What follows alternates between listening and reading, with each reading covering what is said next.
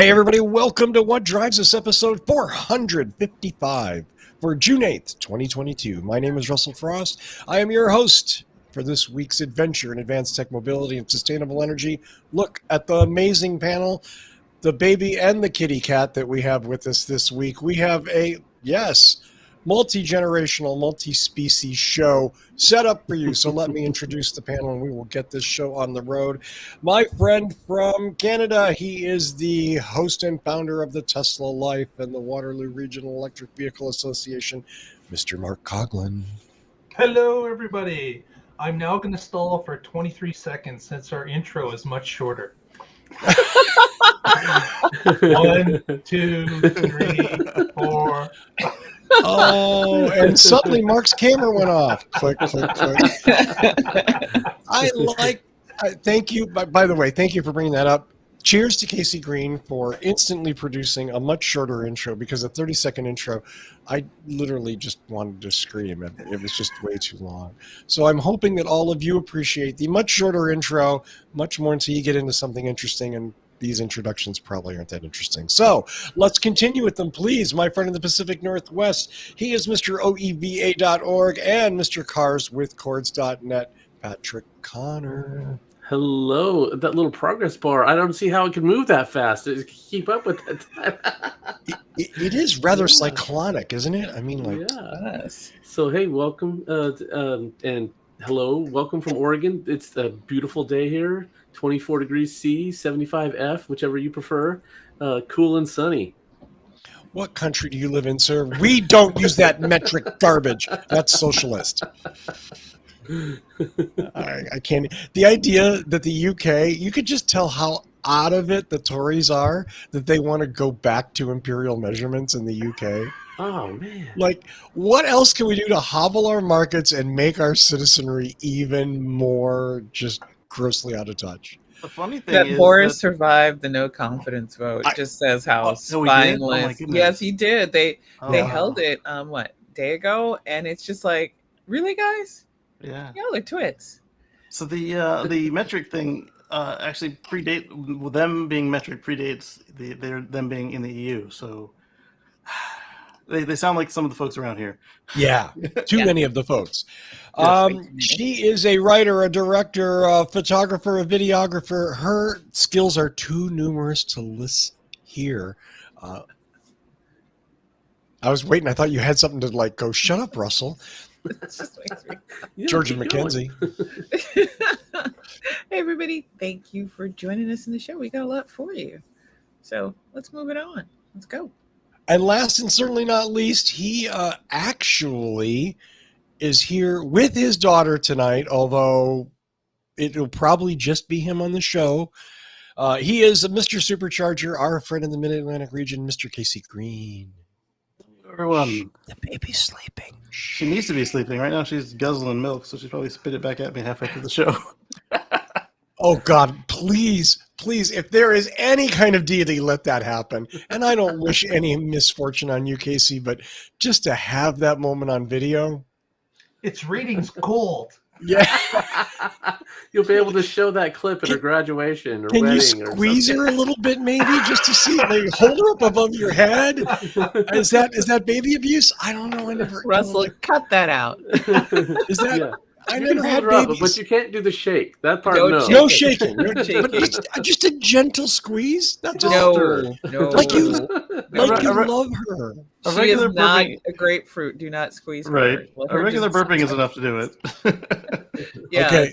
At that age, basically all they do is either burp up some white stuff or poop out some olive green stuff. It's like, what the hell's going on in those intestines? It's an intestinal tract. The whole digestive tract is a toxic nightmare. You got to wait for a year one for them to be decent. It's like, if you put all that back out, how did you make this much down there? That's the miracle of life. And puke. It's like babies. Oh my! I remember when these guys were little cats. I was just like, how do you make so much stink? And you're not even a full year old. What is wrong with you? Yeah. No, that's just how they are. That's how they be. There we go. Well, let's start off with Patrick Connor. He has the first news story of tonight, and as you might expect, it is something going on in Oregon. That's right. Yeah. So last week I brought some bad news from Oregon. So I decided to go more on the plus note this time. So this comes to us from Oregon Public Broadcasting. Portland General Electric, that's PGE, but not to be confused with PG&E. So Portland General is building what they claim to be is the nation's first large-scale wind, solar, and battery facility. And there's this, I want to read one paragraph right out of the article. Nestled in the hills of Merrill County, hundreds of solar panels and wind turbines are generating a product that will soon be in high demand around the state, clean electric energy. So this is located in the Columbia River Gorge. There's a lot of wind. If you've driven through there, you know that. And if you want to go windsurfing, it's one of the great places to go out there in the gorge. And it's in Eastern Oregon, which surprisingly gets a lot of sunshine, unlike the rainy northwest corner of Oregon where I'm at. So the goal for this facility is to have 24/7 renewable energy. And they're doing this with diversity. Just like investing, you want to have diversity. So you have solar panels to make energy during the day, you have wind turbines to make them at night, and along with batteries that can fill in the gaps and absorb the excess. So continuing this investing analogy, I like to think of the solar panels like stocks. They're great when the sun is shining, and the wind turbines are more like bonds. They're not as sexy, but they're a lot less volatile. And then the batteries are like your cash on hand. You know exactly how much you have, and you can save it or spend it when you need to. So, and then we also have a lot of hydro here, but not at that facility, but that can also help with this equation of using renewables and being able to compensate for things that are not less predictable. Yo, what's up? Just like cash, if you have too much for your safe, bad things happen. Yeah, you don't want to have a thermal runaway of your safe or your batteries. This is true. Right. Yes. So this is my favorite part of the story, is that Oregon's last coal plant closed in October of 2020, and this renewable facility is about 30 miles from that shuttered coal plant, and it's going to use the same transmission lines that the coal plant used to use to get this to the major population center of Oregon, which is great. So initial operation of this facility started a few months ago, back in March, and managing batteries is new for most utilities. There are going to be lessons that they will learn from this, and one of the questions was, where do you physically locate the batteries? In this facility, they're putting them where it's being generated, but instead, should you maybe put it closer to where it's being used, or some hybrid of the two in between? And it's how far away is it? 150 miles from Portland. So there's going to be some losses in transmission. And there's a lot of things happening here that are really cool. And we have the technologies that we need to move to a future free from fossil fuels. And Oregon has the political will to actually do it, which is what I thought was great here. And if we start learning these lessons, deploying these technologies, we can actually get to the future that we want to. A little bit of storage can make a huge impact on the grid. And this could be a game changer for how renewables are utilized. That's it. Is this Trump supposed to say something grumpy and bad about something I love in every way, shape, and form? Anybody can comment, whatever. That's why we all bring them, so we can discuss stuff. No, I mean, it's wonderful, and it's exactly what I would hope a lot of states and a lot of municipalities would start looking to implement. Let's start spending money on this rather than widening our roads or building another peaker plant or converting something to natural gas. Let's start looking at the future. This is technology we understand, technology we can control, technology that pays off, technology that is truly sustainable.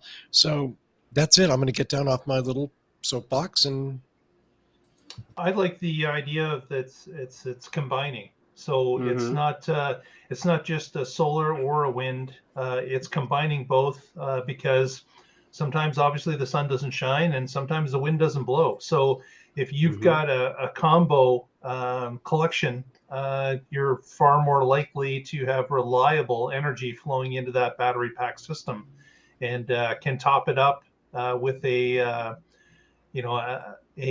I guess predictable amount of energy. So that's going to be interesting. And as Patrick noted, the place that they're putting the wind turbines in, it's a windy region of Oregon. So they've obviously done their homework. They know where the wind blows and what the speeds are typically, and placing them correctly is a big plus. So I think the lessons learned here could be valuable to other utilities across the nation, allowing them to see where it succeeds and what they can expect if they start getting involved with this. Another thing to look at with the with having batteries is not only can they reduce the need for peaker plants and help you use your renewables at night, they also help you with frequency control and all the other forms of making sure your grid is stable. It doesn't take necessarily a lot to do that. It's just nudging it in one way or the other. Yeah, very true.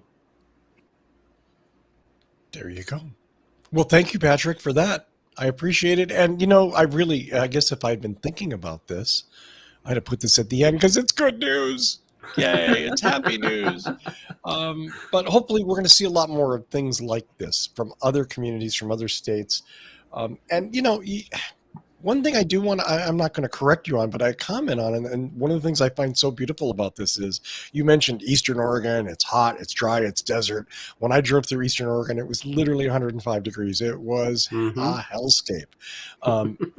It's also very diverse politically, and it's not the liberal paradise that people think it is, just like California isn't. It's a very divided state. So something like this is not a slam dunk. Right. Sadly. No, it's not.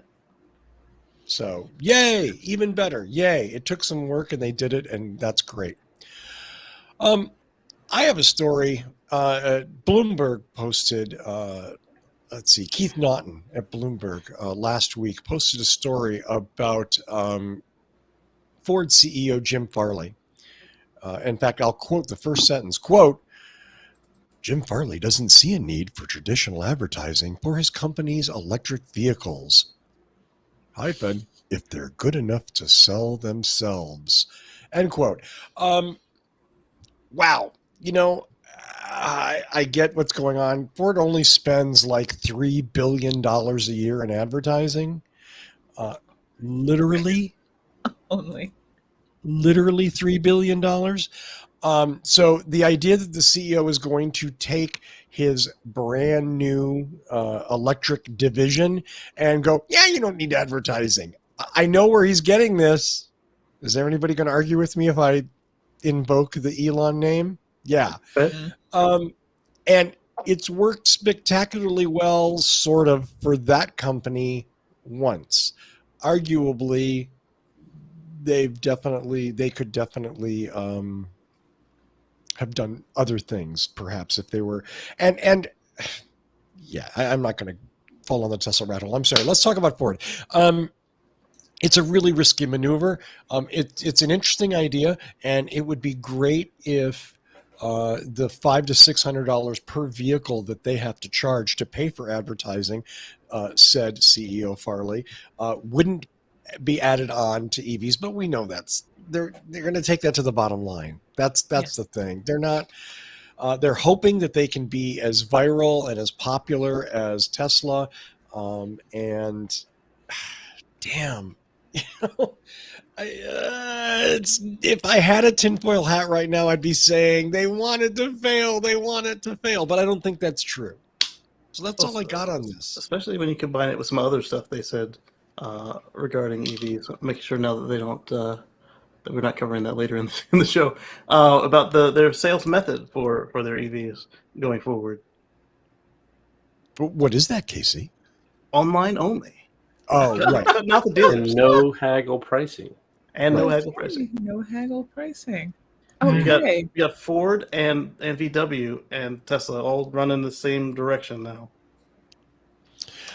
Could it also be that Ford is looking at the numbers they're going to produce, realizing what the bottlenecks are, and they already sold out? Yeah, and they're going to say, you know what, we don't need to advertise because we're sold out before we start. We already stopped taking orders. there's only a limited amount we can make in the next 2 years, and we've already fulfilled it without doing anything. Right. Why waste the advertising dollars? Well, yeah, that works when they are coming out with these new vehicles that they haven't had in category, and there's this pent up demand for it. If you use that and then you extrapolate, oh, it's going to be this way forever, that might not be so accurate. Yeah. I mean, arguably, again, we could argue, but we won't, that Tesla's strategy is worked well for them. It hasn't. I mean, it certainly worked up to this point, but the question is, when it stops working, then what mountain do they have to climb to get back where they should be? See, that would be my question. And I fully admit, coming from a marketing background, I'm just kind of like, so your big idea is to tell no one? Oh, okay, Well- let's see how that works. But hold up. But yeah, they are following in Tesla's footprints, but are they Tesla? Do Yeah, they well, have that definitely kind of not. cachet?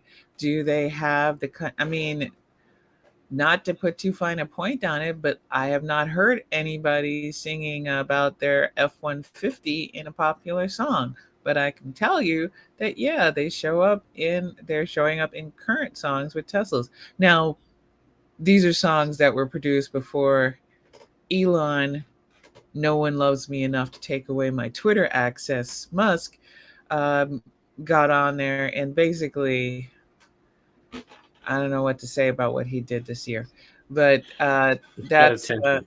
yeah. what I it mean, it's just Say again, Patrick. it's I said getting better. He got attention. He got Oh, a he got lot of attention. attention, Uh-huh. but there's good attention and there's bad attention, and Does he that's know the difference? issue. There's a real difference. There is No, a does he real does he know the difference? No, there's may some not. people that say there is no difference. Attention's There- attention. Yeah, but but that depends on what you're looking for. Are you looking for attention for your product, or are you looking for attention for you? And now some might say that this obscures some bad attention that we should be paying attention to with regard to the Teslas themselves. And that's a good point that I think bears more investigation. But I'd say that actually a lot of it focused on him, and it's a lot like what's his face from the pizza guy who basically got chased out of his company because he got himself a lot of personal bad attention. Now, Papa John. Papa John, yeah, because it's not like I would ever eat their pizza anyway. But this, it remains to be seen. Everybody thinks consequences are immediate. We don't know yet. We don't know how it's going to really affect their balance sheet. They had some really negative stock stuff happening. We'll see how long term that is. I mean, stocks are not quick investments, and you shouldn't buy anything you're not prepared to hold for several years. They can recover quite nicely. Who knows? I do know that he may have ticked off the base of people that are more likely to buy his products.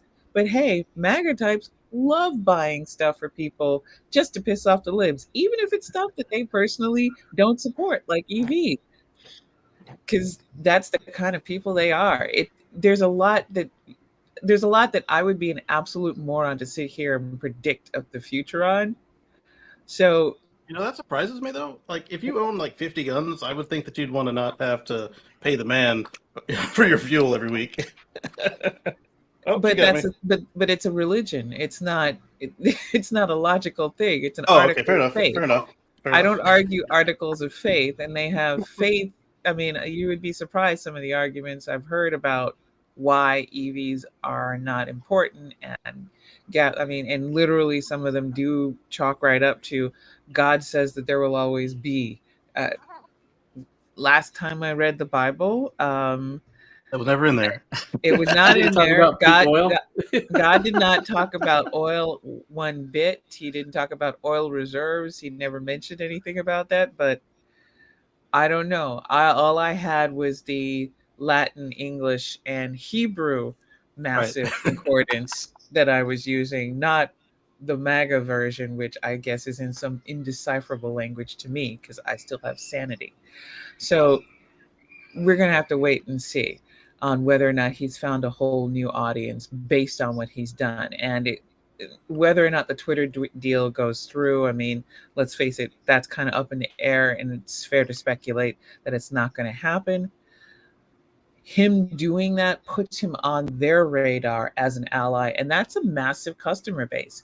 Don't let anybody tell you different. That is a huge customer base, and it is not economically anxious. There, if you have enough money for an array of weapons, you have enough money to buy a Tesla. Guns are expensive, so Bullets. there's a lot to be said here that Tesla's strategy of non-advertisement might work in the short term, especially since, as Mark and Patrick have pointed out, yeah, they've already run out of stuff to sell. They don't need to do it right now, but that's right now. Having a long-term strategy is what makes a company survive longer than a year-to-year basis. And this is, to my mind, a rather short-sighted viewpoint because, and it's always short-sighted, unfortunately, when it comes to communications, because literally they always say, okay, we don't actually need communications. We'll never need that aspect of communications. And then a few years down the line, oh, wait, we actually do. Now we're going to pay more to have that. So we'll see. To my mind, it's like, it would be okay if he was at least cautiously saying at this point in time, we don't have a plan to spend that. And it would even be better for his bottom line if, yeah, he said, we're taking that savings and we're going to reduce the price of the vehicle. But more than likely, it's going to wind up in his pocket as a bonus. So Probably true. it's like, it would be a great selling tactic to me if he said that, because they're going to pick that up, and that the people eat that up. And yeah, people it also makes it look like less of he's copying and more like he's doing it for reasons, like logical for reasons. Like it would make him look populism. Although I do debate the term being used as broadly as it is, because populism, fascism, they really shouldn't be kept together. But a populist viewpoint from a CEO is something that his target audience for EVs would eat up. Why not say that? Why not do that? Why look like you're copying somebody who basically publicly kind of shat himself, and why not just pretend you're forging your own path and keep your reasons to yourself? Sometimes it's great to say a good thing and just be silent and let everybody think you're a fantastic human being. But Lord knows, people with power and money fail to do that so often that now that I would bet money on for them to fail to do that. So it's an interesting strategy, bold strategy, Cotton. We'll see if it works for him. So and that actually is what VW did. Instead of exactly copying Tesla, they said, hey, not only are we sold out for all we can build for the foreseeable future, we're not going to focus on higher profit margins. We're not going to focus on getting the mass market car out there anymore. We're going to turn you guys a profit, return that to your stocks. And like you said, that sounded more educated, more or less like that, and less like he was saying, Musk that's a smart dude. Let's do what he does. Yeah, it's good PR. It's free PR. You don't have to pay the PR team for doing that. Right? Why not? But hey, like I said, sometimes that's why you do need a marketing communications budget to tell you, do this instead of that. We'll see what happens. This baby doesn't like being showered in brownie dust. That's because she wants brownies, dang it. Put the brownies in the face. I don't even know what that is. A scarf to brownie. and then after she got brownie dust on her, she demanded this. And she's now milk drunk and is asleep. Milk drunk. Milk drunk. That describes most of my life. Milk drunk. I find it interesting that he's only applying this to EVs. If the statement is, let our products be good enough to sell themselves, why not apply that to your whole product line? Right. Well, don't forget that Ford Blue and Ford Model E, I think they're going to just jettison their ice business eventually. Wow. I think Patrick's point is a good one. Although, again, you spend decades doing business in a certain way, and suddenly changing it like that, ballsy, maybe not well considered. Yeah. Right. So this allows them to make the break, but only on a small percentage of their portfolio, so they don't piss off their advertising partners. And right. Okay. And if they're transitioning to exclusively EV, that ICE portion will shrink and shrink and shrink and shrink organically, rather than, hey, we're just cutting all the advertising. And then, ad agencies can be Addictive? Yeah, if Yeah. you've been spending billions a year, they're no one's going to give that up. They're gonna find ways to sue you for breach of contract or who knows what. Well, Yep. or just sabotage you so that, look what That's- happened. You dropped Right. us and Right. damn it. I mean, look, Yeah. We made you. We made this you. this is a really long story, but the music business made this problem when they back in the 90s when they were moving from a physical model to a digital model. And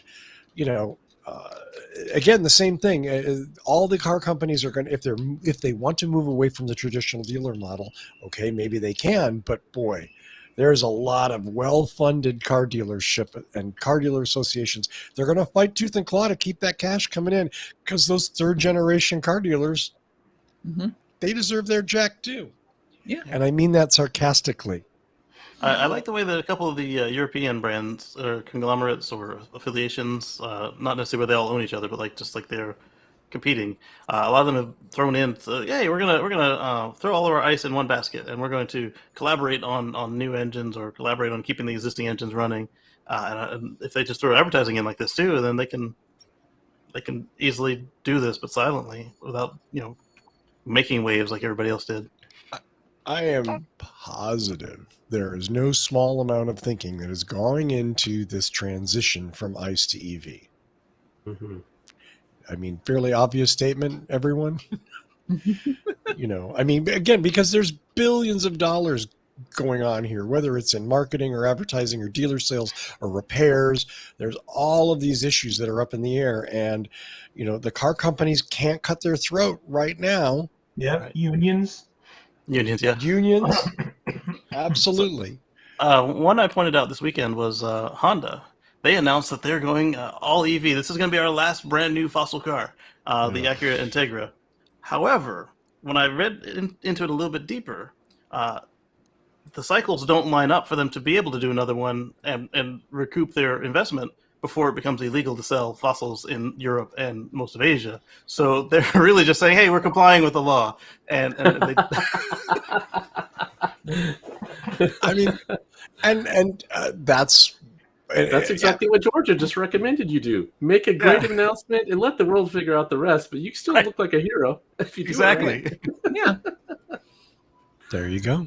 Now you know why I save my powers for only telling people to recycle and use sustainable light bulbs. I don't want to teach people to do that. Well, let's go to Georgia for our next story about solar. I love solar. Oh, okay. Now, Russell, I'm going to share first because I want to touch on this very briefly. Yeah, absolutely. Please go for it. So I wanted to talk with you guys about Biden dropping the tariffs on imported solar panels and stuff. But just before, because I noticed something really both hilarious and so fucking tragic about how this story was reported in multiple news outlets. So let's go to Photoshop. Wow, look at that. Now, here's news. Here's one, Newsweek. Biden is making the sun shine for China. Now, that at least clearly states that that's an opinion. And even though this is positive, President Biden's actions save solar jobs, invest in American solar manufacturing. But that's from the Solar Energy Industries Association. So that is not what I would consider to be a good news source, in the sense that there's a definite bias. Yeah. But these two are hilarious. Reason. Now, you may not know what Reason is, but Reason is a conservative libertarian. A conservative libertarian outlet. And I'm constantly seeing people linking to people from Reason. And it's one of the things I recommended to someone I know who's actually teaching a media and politics class, that teach people to read the tiny, teeny weeny type that shows up on commercials or on op-eds or on articles, to figure out who is actually giving you your news. So Biden invokes Defense Production Act to counteract his own protectionism. Really? Is that why it's happening? Or is it because we neglected manufacturing and as a policy shipped manufacturing of a lot of things, including solar panels, overseas because we thought that gas was always going to be cheap and it was always going to be easy to get cheap labor from overseas. I think this is actually a multi-decade problem, but that's just me, minor person. And here's this one, National Review. And Ugh, that's another one that people, fuck. a lot of people don't know where they come from. And it's like Biden abuses Defense Production Act. Well, one of the things that we do with the Defense Production Act is that that is the only way that the president can say to a factory or any manufacturer, hey, you got to do this now. That's what happened with the baby formula incident, which was that we have a monopoly of two, three companies that do baby formula. And guess what they did with the monopoly and with the lack of oversight under prior administrations? Oh, they were actually producing bad formula. They had to be shut down. And using the DPA, more money went to them. No thanks to Republicans who voted against it in the House and in the Senate. More money went to them so they could get everything back up to speed, so we could hire more inspectors and get safe formula back on the markets. And the DPA and the funding was also used to ship formula from Canada because Trump's prior trade agreement blocked that action from happening. We could not import from Canada. Canada could not sell here in the US, and it took a presidential order to do that. But I just wanted you to see how, in looking for a news story that I thought would be interesting for this to discuss, how much opinion or industry journalism is mixed in with news. So if you ever wonder why people are super confused sometimes about news or who to get their news from, look at that. And Mhm. I tell people all the time, the difference between an opinion, even when it doesn't say opinion at the end of it, is that if it's not, if I'm talking about the sky being blue, and if it's this color blue is the best blue in the world, that's my opinion. That has nothing to do with facts, nothing to do at all. If I say the reason why the sky is blue because incidences of refraction in the atmosphere and blah de blah, everything I forgot from meteorology class, that's a fact. Keep that in mind because even in headlines, you can tell sometimes exactly what to avoid if you want to inform yourself. And as I responded to someone who told me that the party needs to tell people about everything they're doing. It's like no one can come to your home, crack open your skull, and pour information into it. Now, if you can Google your favorite band, sign up for news alerts about when they're going to play, and buy tickets, then you can do the same damn thing to connect with people and find out what's happening on issues you care about. If you are too lazy to do that, please don't step up into people's TLs to tell them the party is responsible for educating you. That is a you problem, not a me problem, not a party problem. It is a democracy problem, but that's because you chose to be lazy. So let's not choose to be lazy. Now, Prior to getting into the actual meat of the story, because of the way the situation was before the action that you're about to tell us that happened, China was on track to set new records for their solar deployment because of all the panels that we weren't getting from them that were stuck in China. So they're like, they're there, let's use them. yeah, I mean, it's a choice. We made choices. And I use the global we, the American global we, because this was a choice made going back to when I was a kid, going back to the greed is good 80s era, where we said manufacturing is not what we're going to do here in America. We're going to get rid of manufacturing because manufacturers can go to Mexico, they can go to China. It's cheap. We'll ship everything back. America made a choice, and I know that it will be an unpopular thing that I'm saying right here. America made a choice that they wanted to be the landed gentry and use the labor of other countries. And that labor meant that other countries had the factories. They went and they found the materials. They researched all that. They took the education that, they sent their best and brightest over here because they do that. And those best and brightest take that technology and they go back home. They develop new processes. They upgrade their factories. And honestly, in the case of China and a number of other places, including Mexico, including India, they abuse their lower classes into being low paid workers for this industry. But we chose as a nation by who we elected to be landed gentry and use outside labor that's not even in the country. And we chose to abandon the working class, the manufacturing that we needed. And I've always said that if Dems really ever want to frame anything properly, they would frame the impetus to bring manufacturing back to our shores as a defense strategy, as a military preparedness strategy, because this whole situation with COVID, with all the bottlenecks, I mean, I guess a lot of people don't even know that the territory of PR, which, for Pete's sake, free Puerto Rico, the mess that was made in the hurricane under Trump that has never been corrected, along with the control of the utilities that was handed out via contracts to people who are absolutely not keeping the lights on and causing pain for the people of Puerto Rico, and blocking, and honestly, sustainable measures that would help Puerto Rico immensely, is also affecting medication being made, because Puerto Rico was where an outsourcing, the most local outsourcing of medication being made in America is. So we hampered ourselves. We shot ourselves in the foot. And it also means that when we hit with COVID, we wound up shorthanded and short of materials and short of the intellectual prowess and the manufacturing prowess. That's right, Hockey Day, Ronald Reagan, everybody's favorite person. Wait, are you telling me I can't make an assortment of ointments with a couple rolls of paper towels? Nah.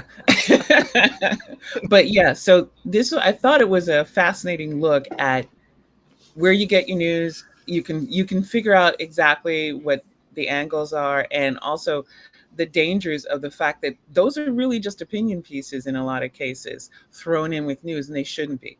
They should not be. They should be literally relegated to an entirely different opinion section. Yep. But let's get to talking about this tariff situation and the whys of it. So what's going on here is that Biden just basically used his powers to put out a 24-month tariff exemption on solar panels from 4 Southeast Asian nations. So that's Cambodia, Malaysia, Thailand, and Vietnam. Now, the idea was that there was an investigation on whether or not those 4 nations were basically China, but wearing different outfits to circumvent tariffs on stuff from China.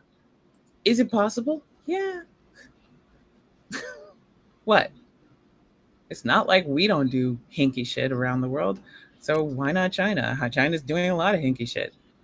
But the thing is that freezing of imports under investigation, much like the issue with baby formula, it stopped imports to the US. It stalled a lot of sustainability projects.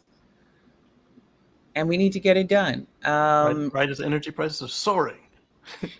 Right as energy, I mean, I got my June bill, my May bill. It's June, and I'm probably on par for the most expensive summer of my life in apartments. I'm at $150, and I was not using the AC all the time. And with my housemate up there, that is like the swelter box, and I have to help her stay cool. I'm doing everything I can, but that means I'm running fans and AC for hours a day. So it's going to be fun. But yeah, and there's not much we can do about that. So, and once again, the DPA is coming into play. He's using that to drive US manufacturing of solar panels and other clean tech in the future, and also supporting them with loans and grants. Now, and that's where you have people saying that it's an abuse of the DPA. Unfortunately, whether or not certain actors are willing to admit it, we kind of have to do this. We are, as you said, facing unprecedented energy crisis. right now, coming up this summer, with oil prices going through the roof, and we do have a congressional investigation into price gouging. At least the House has been trying to start that. But everybody's favorite party, en masse, they're not helping much, shall we say? They're definitely not helping much on that, and it will be difficult to figure out if we're going to get anywhere in time to preserve any kind of sensible pricing during peak heat. And California is already, I believe we're already in a drought and that's a lot of farmland issue. I mean, we've got a number of crises coming up that's going to play out June, July, August, and September, including wheat. From Ukraine was a wheat basket, and right now Russia is doing a blockade on Snake Island. They're trying to get installed there so they can block any exports of wheat. So yeah, it's going to be a funky season, rolling right into the midterms. And what did they say on Men in Black about humans, a person being smart, but humans not being smart? Yeah, remember that line. And if you are of a mind, please work to get out the vote and try to talk to people and not let humans act en masse, because that's not a smart bunch. So that's what we're facing going in there right now. And it depends on what we have going in right now. It's a good move. It's a strong move, because when you think about the fact that the investigation just halted the flow of solar panels, and that was half of the US supplies and 80% of imports, kind of had to do something. So we'll see what else can happen. As you can see, the Solar Association is pretty much down with it, and activists are pretty much down with this move, because, yeah, in a way, we kind of have to make a choice, preventing China from having the import market, figuring out if they're really just kind of funneling it through these poor nations, or we just don't do anything with sustainability for as long as it might take, and it could be another 150 days. They were loving that idea. But, yeah. I mean, it just makes sense. Why not arbitrage this? Like, all right, say they are in violation. Put it all in a kitty, and then give the kitty to the people who've blockaded this crap. And then if they were wrong, then we're good. So we've got the panels. They're out there. Yeah. So, I mean, Commerce kitty. Department. Did he call the Katie? Oh, that's funny. It basically, yeah. He loves. I do want to make one comment here. You talked about manufacturing in the U.S. and how that's vital for national security and energy. And so not too far from where I live was the largest solar panel manufacturer in North America. Biggest one on the continent. Geneva? It was Solar World at the time. Solar World, okay. And yeah, and in 2016, they started having financial problems. And they went bankrupt in 2018. They got bought by, I think it was Sunrun, maybe? Somebody can confirm that. Fact check me. And so they've been running it since 2016 or 2018, and now they've been having problems, and they've had round and round after layoff. And then last year they closed it, so now it's closed. And this was it was in the country. I mean, it was here, and it's something that we need more of. So this action from Biden to promote manufacturing of renewable energy products in the U.S. is great, but it's too bad the last administration didn't have a similar view, because that's when it would have helped. Well, the one thing I've told a lot of people, including some of my local political people, is considering how often the language of sustainability and progressive stuff has been co-opted for regressive and unsustainable things, it is far past time to co-opt their language, things that actually make their base get all excited. And yes, and that includes the patriotism angle, and that includes the angle of military superiority and protectedness and protecting the shores. We need manufacturing here in the States. It's something we should be doing. It's a very critical piece of the safety of the nation, and I see no reason to leave that on the table.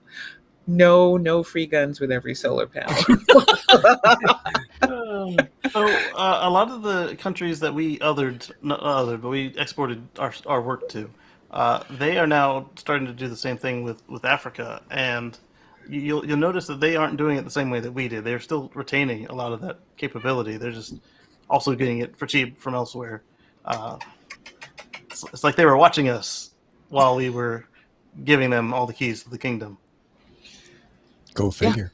Yeah, it was a very short-sighted plan, but we'll see what happens. Now, as always, as I remind you whenever I do any of these, if the Democrats lose control of the House and the Senate, watch these projects immediately get shut down. It's Yep. not just the presidency. It is a triune body of government that we have here in the United States. You must hold all three to keep progress on this. That's why it's important to be registered to vote, and that's why it's very important to make sure you know what's on your slate in November. That's ballotopedia.org if you do not know. Yes, and I voted, and mail-in voting is safe, by the way. And you need more than a tiebreaker margin. Yes, you do Yeah. need This more doesn't really count. Way more. 50-50 not control. I've told people enough times that the whole fact that we call 60 a supermajority, and yet 60 is actually the threshold for breaking a hold, then we need to consider 60 to be our goal. 60 is the goal. And not to mention, for everybody who's also, I'm in a safe blue state, but my county, city, whatsoever is red. Yeah, so still vote. Get out. Local control is also critical, because who you put into power when we hand out all those block grants, because a block grant can go into your community and not go to sustainable projects. So you could get a block grant. They could apply for the block grant for solar, for like new buildings for the city or schools, and then somebody comes along and says, well, it's a block grant and it's not specifically earmarked for that, so they might tie it to something else, and it doesn't go to create covered parking with solar at your school that helps your Yeah. school get off the grid. And they understood the assignment when they were busy. They had their local majorities, and they were busy jamming in the lower courts, changing out election officials. They were redistricting. It took 50 years. It took 50 years, and I'm seeing people who just first voted in 2020 going, why isn't everything fixed yet? I can't believe this is still happening. It's like, dude, This is an American Idol. This is government. it's not a microwave. All of this is going to be solved very soon, because Why? the New York Tesla Gigafactory is coming online, and we're going to have solar panels coming out of every orifice. Okay? I have been assured of this. Have faith. Stay the course. It will happen. Russell, still please making- stay out of are the they still weed making- before the show. Are they still making panels? Because last I heard they were making the roof and the superchargers. We'll see what happens. Why don't the I can't afford the roof. All right. That's enough beating this dead horse. It's a good beating, and a well-deserved beating, but thank you, Georgie, for that very much. Let's go to Mark, who has some more happy legislative news. Jesus. Yes, indeed.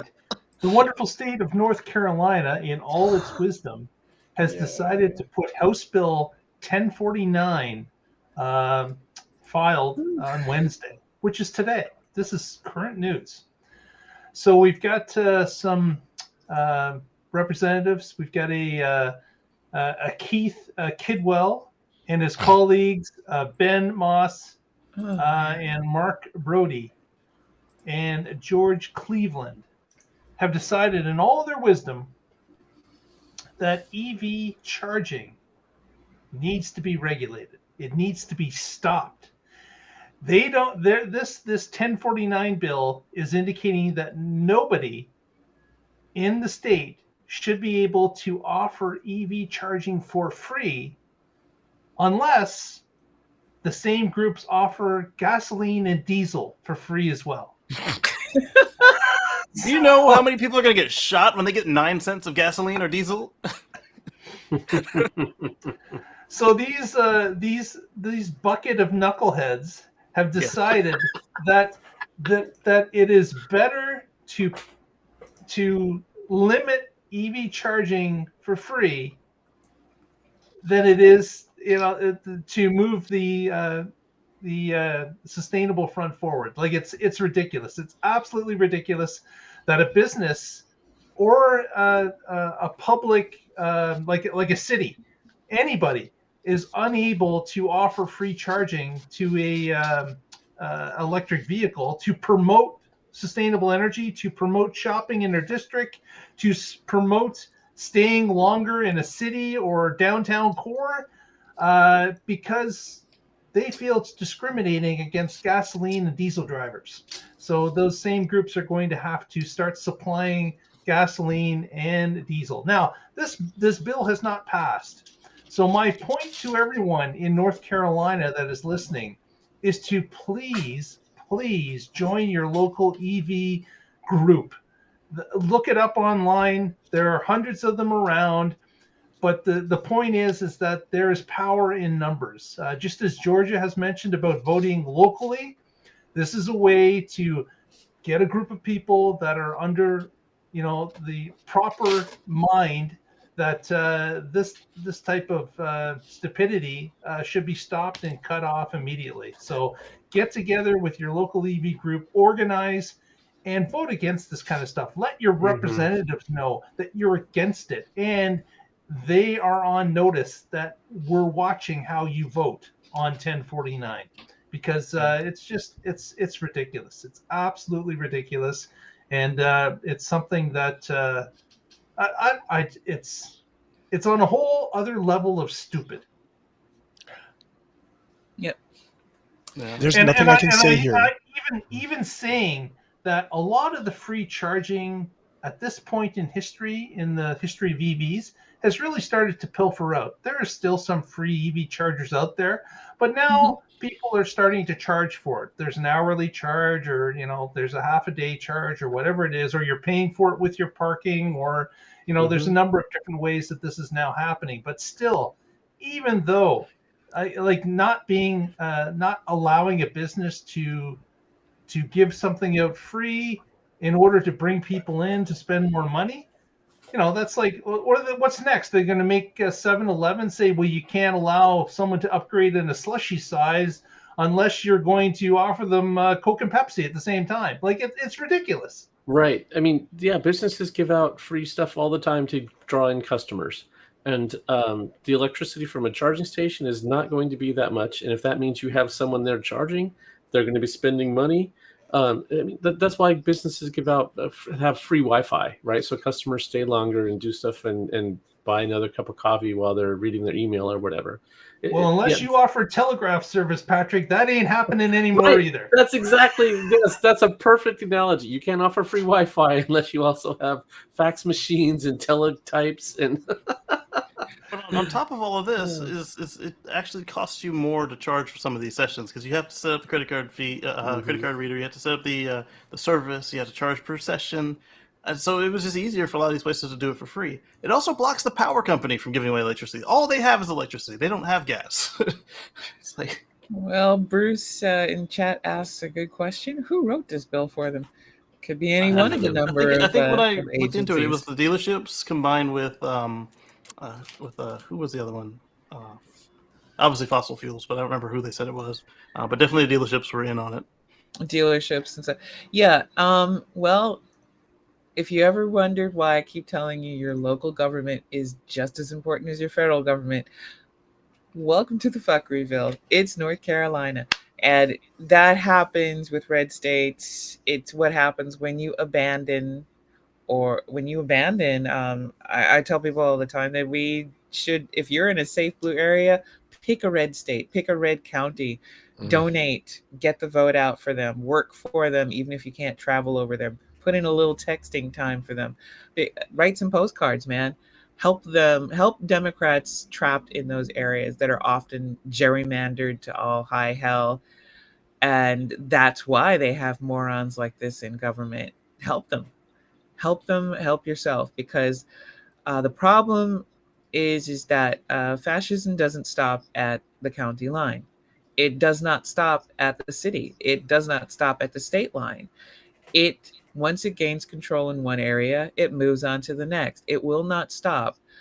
I got my citizenship, what, wow, for 2020, just so I could vote in 2020, because I was not going to, oh God, abandon this giant insane asylum called America. To Trump, I felt it was my duty. If I really cared about not just Americans, but the world, that it was my duty to put my money where my mouth is and finish up all my citizenship stuff and be ready to vote. And that's what I did. Fascism doesn't stop at one spot. It will always be seeking new people to control, because that's the point. It's not about saving babies and being pro-life. It's not about religion. It's not about fighting corruption or whatever the heck QAnon is saying the latest. It is about controlling other people. It is a deep and unresolved fear that somewhere out there is someone who does not agree with you, who is living a perfectly good and happy life, not doing as you do. And that's all it is.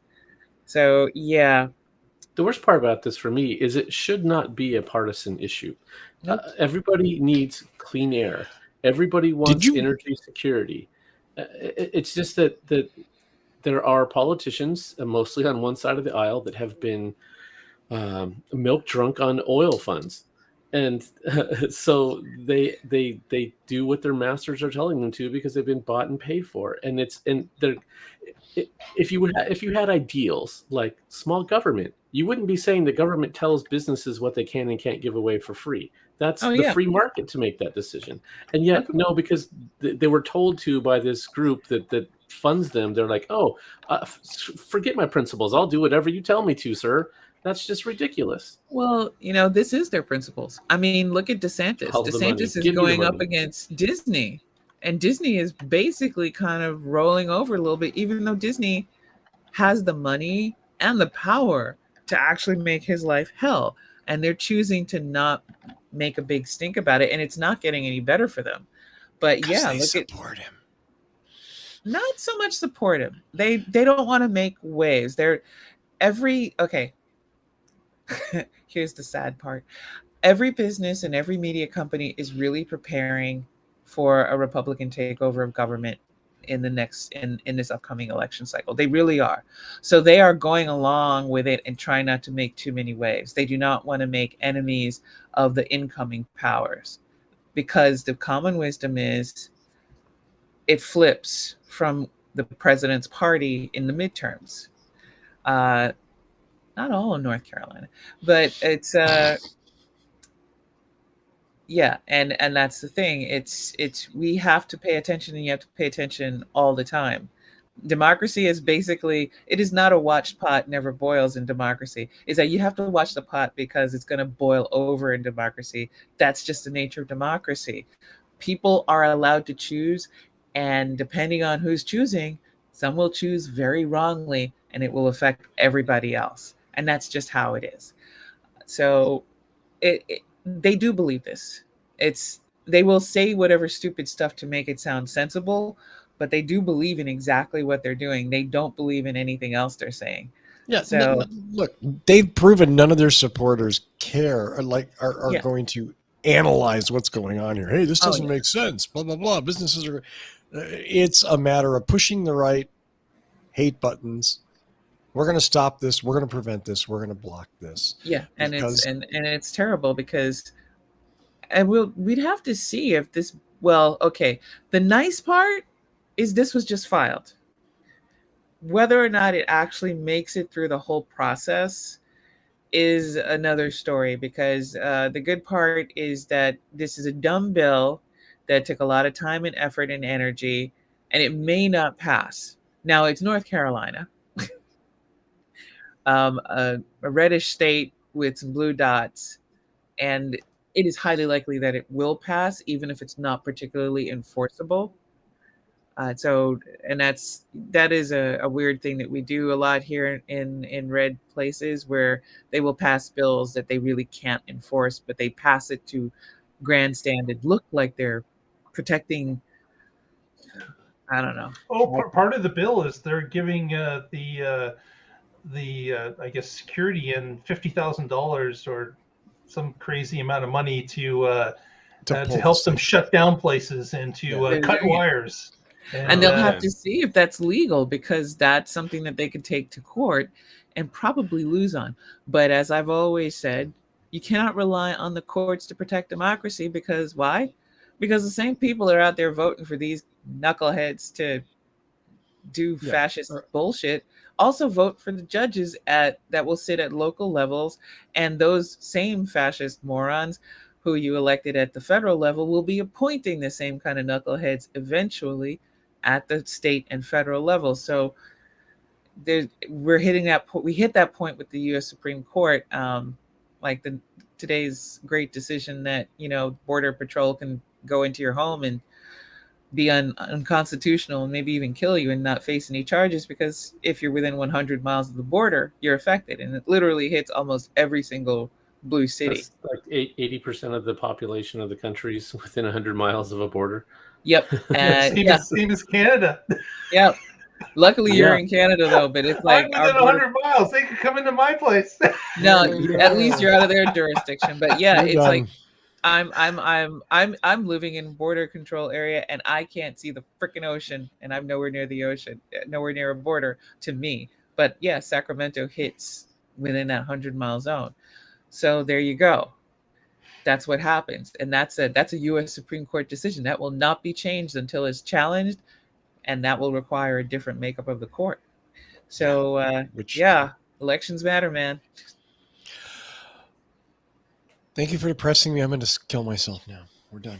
No, we're not going to kill ourselves. Okay, we have one more story. Let's go back to Georgia for a story about. I can't help but think this is yet another Ford troll. So please, Georgia, tell us, what is Ford offering to help out? Well, Ford has decided that it would like to teach the world to sing in perfect harmony.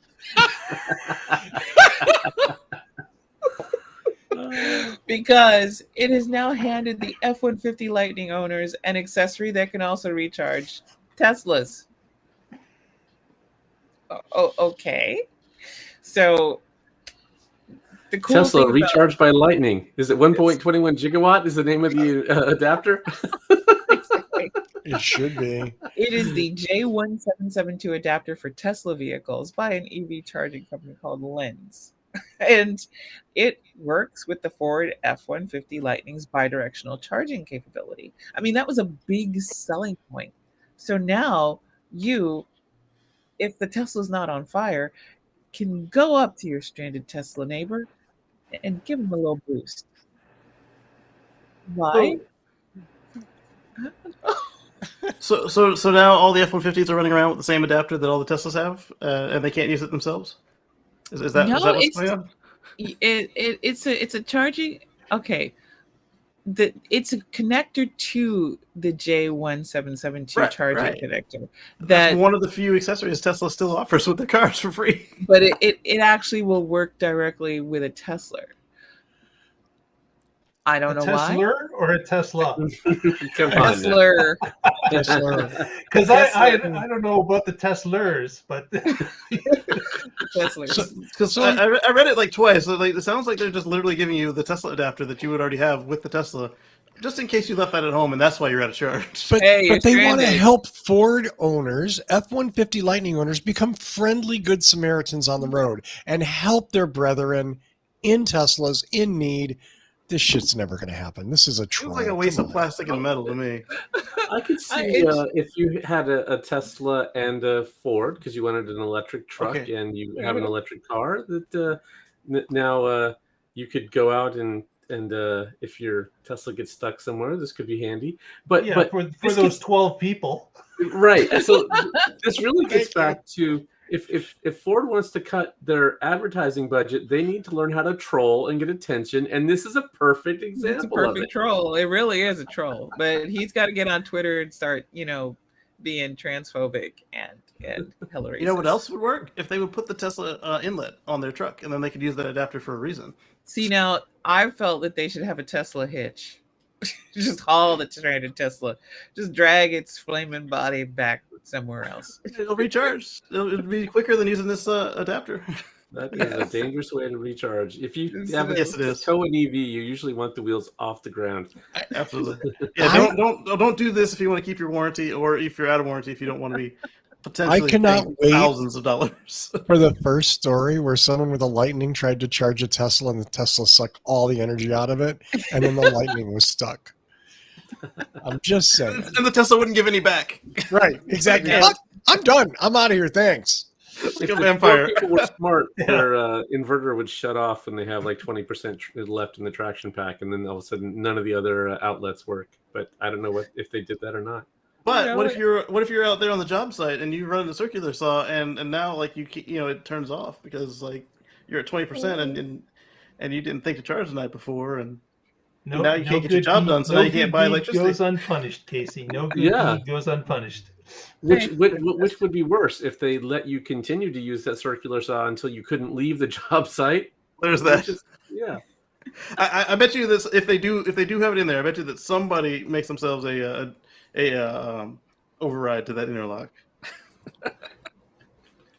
Yeah. But I thought it was an interesting option. But okay. Is it optional or is it included? It's an option, but okay. To me, I'm just like, okay, maybe let's give them the benefit of the doubt. Let's pretend that this is seeking unity and harmony. I mean, We'll wait for the commercial. we'll wait for it.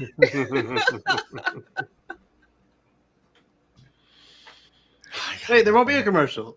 That's right. Commercial. We're never going to talk about it again. We've mentioned this once. That's all we need to do. I'd like to teach the world to drive No, you in wouldn't. perfect harmony. Come on. We get a Come on, copyright strike at the end of the show. do it. No, I got nothing. Two things before I go in my normal place. Number one, please check out our other videos. The Sienna Hybrid review is up. The Sienna Hybrid travel log is up if you're really bored. There's 30 minutes of beautiful Sierra Nevada footage and a Sierra Hybrid minivan. Do visit our site and check that out. As well as the one-on-one with Ed Niedermeyer. So please do check those out.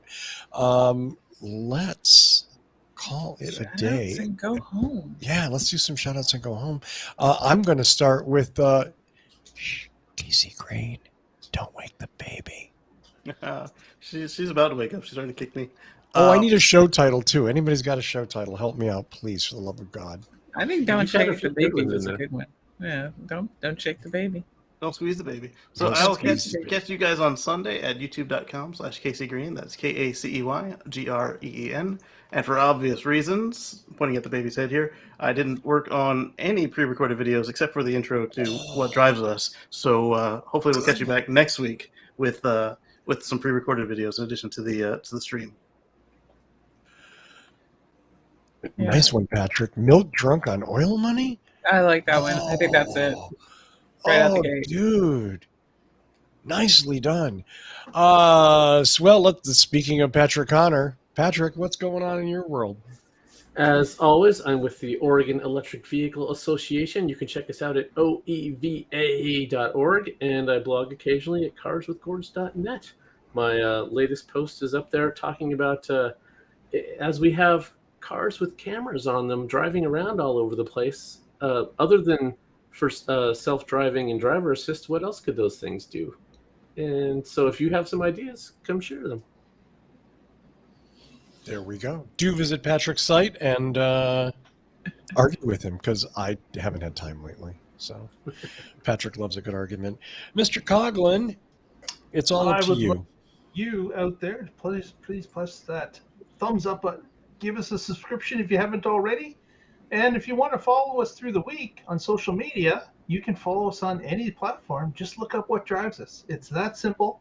All the content is there, and you can check out what's happening throughout the week. So thanks very much, and we appreciate your support. Well said, sir. Well said. Thank you. Wow. Casey, I already did. I'm down Georgia. You're missing Paul. That's I'm missing why. Paul, and there's like one. Yeah, the rhythm It's is only all me. off. Sorry, it's just me. Not just you. It's wonderfully you. So, Georgia, take it away. This is your time. Well, you hung around with us for a little over an hour now. Means you like us. You really like us. So don't forget to hit like and subscribe to show that.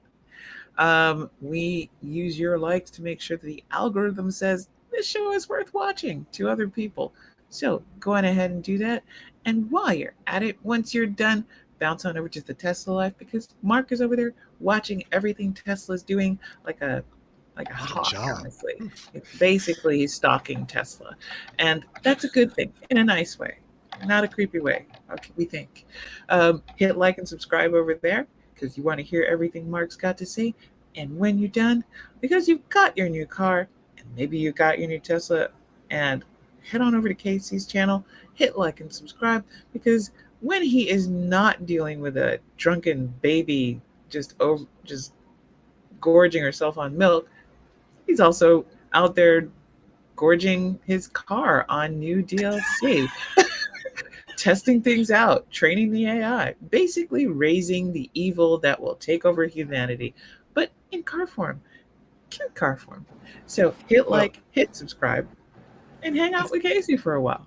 His name is the protector for the babies, so it should live up to the name. I'm just saying, I don't know if all 3 laws of robotics went into the programming, just like those sex bots that I'm convinced are probably going to turn on their owners.